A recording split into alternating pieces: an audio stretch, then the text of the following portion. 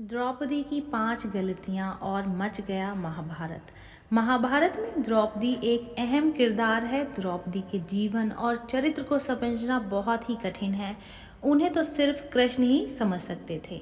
द्रौपदी श्री कृष्ण की मित्र थी। मित्र ही मित्र को समझ सकता है। आज आपको द्रौपदी के वे 5 गलतियां बताने जा रहे हैं जिनके कारण महाभारत की संपूर्ण कहानी बदल गई।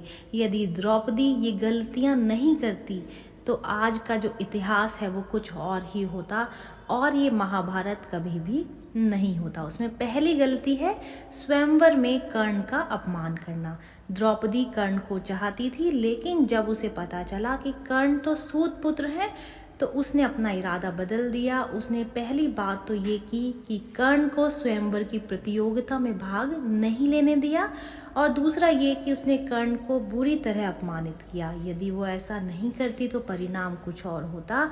हालांकि द्रौपदी के पिता ने द्रोणाचार्य की मृत्यु की प्रतिज्ञा ली थी और उनका वध अर्जुन के अलावा और कोई नहीं कर सकता था, इसलिए वे चाहते थे कि उनकी पुत्री यानी कि उनकी बेटी का विवाह सिर्फ और सिर्फ अर्जुन के साथ ही हो जाए। दूसरी गलती है पांडवों की पत्नी बनना स्वीकार करना।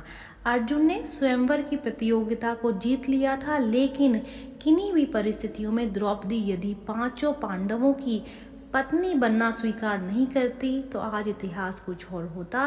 द्रौपदी कुंती के कहने या फिर स्वयंवर के बाद युधिष्ठिर और वेद व्यास जी के कहने पर 5 से विवाह करना उसने स्वीकार कर लिया था। तीसरी गलती है दुर्योधन का अपमान करना। द्रौपदी ने ही इंद्रप्रस्थ में युधिष्ठिर के राज्याभिषेक के समय दुर्योधन को कहा था, अंधे का पुत्र भी अंधा। बस यही बात दुर्योधन के दिल में तीर की तरह धस गई थी।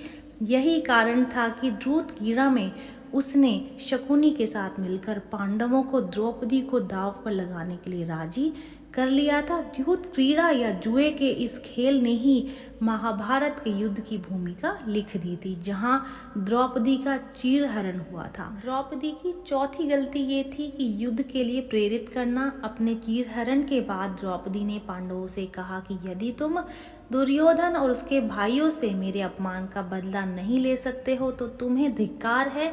द्रौपदी ने पांडवों से कहा कि मेरे केश यानी कि मेरे बाल अब तब तक खुले रहेंगे जब तक कि दुर्योधन के खून से मैं इसे धो नहीं लेती। उस समय द्रौपदी ने ऋतु स्नान नहीं किया था। ऐसे में भीम ने कसम खाई कि मैं दुर्योधन की जांघ को गदा से तोड़ दूंगा और दुशासन की छाती को चीर कर उसका रक्तपान करूंगा।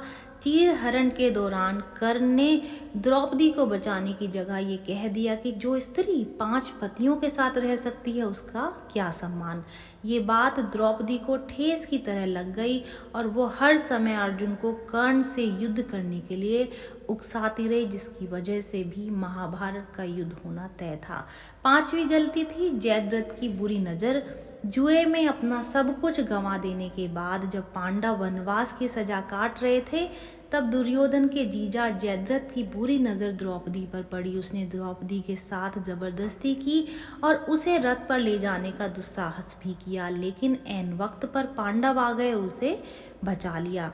पांडव वहीं पर जयद्रथ का वध करना चाहते थे, उसकी हत्या करना चाहते थे, लेकिन द्रौपदी ने पांडवों को ऐसा करने से तो रोक लिया, जो कि उसकी एक बड़ी गलती थी। द्रौपदी ने जयद्रथ के सिर के बाल मुंडवाकर 5 चोटियां रखने की सजा दी और सभी जनता के सामने उसका घोर अपमान करवाया। जयद्रथ किसी को अपना चेहरा दिखाने के लायक नहीं रहा और हर पल अपमान को सहता रहा। इस अपमान का बदला जयद्रथ ने चक्रव्यूह में फंसे अर्जुन के पुत्र अभिमन्यु को मौत के घाट उतार कर लिया।